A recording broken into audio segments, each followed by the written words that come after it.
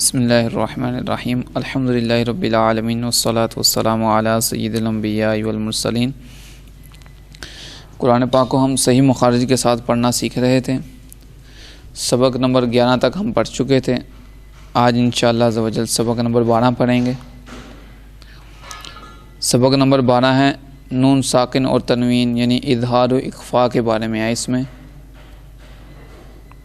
اظہار اور اخفاء کے بارے میں ہم اس سبق میں پڑھیں گے۔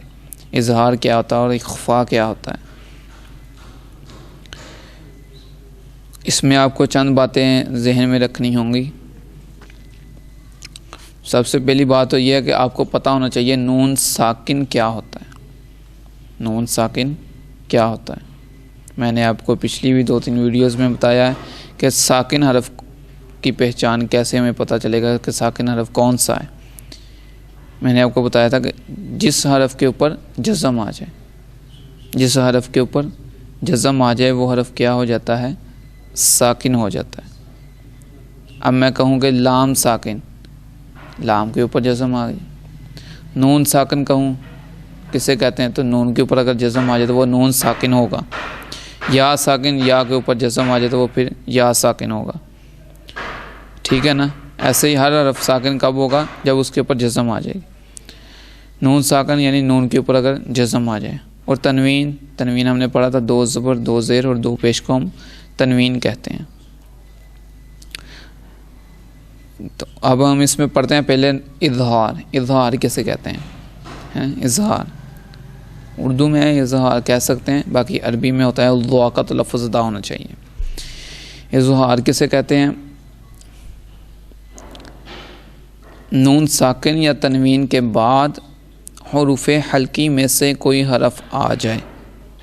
نون ساکن یعنی کہیں پہ نون ساکن آ رہا ہو یا تنوین 2 زبر 2 زیر 2 پیش آ رہی ہوں، اس کے فوراً بعد یعنی اس سے اگلا حرف حروف حلقی میں سے آ جائے تو وہاں پر گنہ نہیں کریں گے۔ گنہ کہتے ہیں ناک میں آواز لے کے جانا، ناک میں آواز لے کے جانے کو گنہ کہتے ہیں۔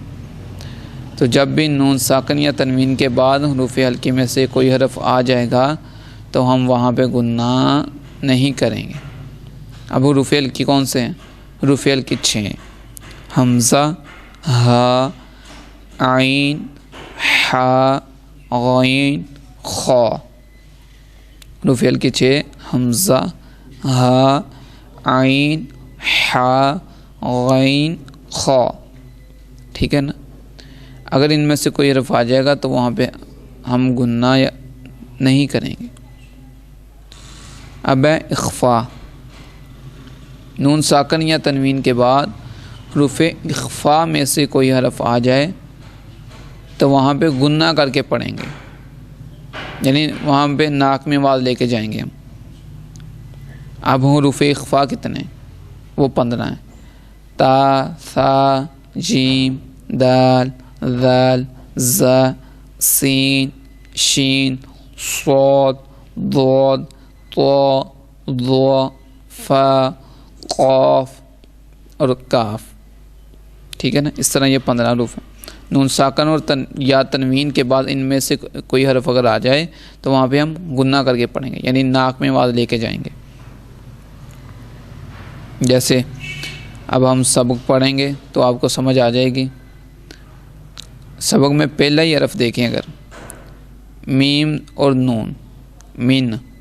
اب دیکھیں نون کے اوپر کیا چیز ہے؟ جزم۔ نون کے اوپر کیا چیز ہے؟ جزم۔ اور نون یعنی کیا ہوگا اس میں؟ ساکن۔ اب دیکھیں نون ساکن کے بعد کون سی چیز ہے؟ نون ساکن کے بعد حمزہ۔ میں بتایا تھا الف کے اوپر جب بھی کوئی چیز آ جائے وہ کیا ہو جاتا ہے؟ حمزہ ہو جاتا ہے۔ اب نون ساکن کے بعد حمزہ آ گیا ہے تو حمزہ کس میں ہے؟ حروف حلقی میں یا حروف اخفاء میں؟ اگر حروف حلقی میں ہے تو ہم گنہ نہیں کریں گے، اگر حروف اخفاء میں تو ہم گنہ کریں گے۔ اب حمزہ کس میں ہے؟ حروف حلقی میں۔ ٹھیک ہے نا؟ اب ہم نے پڑھا تھا نون ساکن یا تنوین کے بعد اگر حروف حلقی میں سے کوئی بھی حرف آ جائے تو وہاں پہ گنہ نہیں کریں گے۔ اب دیکھیں نون ساکن کے بعد یہاں پہ کیا چیز آئی ہے؟ حمزہ۔ اب یہاں پہ گنہ نہیں کریں گے۔ اب اس کو ہم ایسے نہیں پڑھیں گے، یعنی من عجلن، یہ میں نے گنہ کر کے پڑھا ہے، اگر ایسے پڑھیں گے تو یہ غلط ہے، بلکہ کیسے پڑھیں گے؟ من عجلن، ظاہر کر کے پڑھیں گے، من عجلن، ٹھیک ہے نا؟ ایسے ہی آگے نون ساکن کے بعد ہا، نون ساکن کے بعد ہا، اور یہ بھی حروف ہلکی میں ہے تو اس میں بھی ہم گنہ نہیں کریں گے، من ہادن، ٹھیک ہے نا؟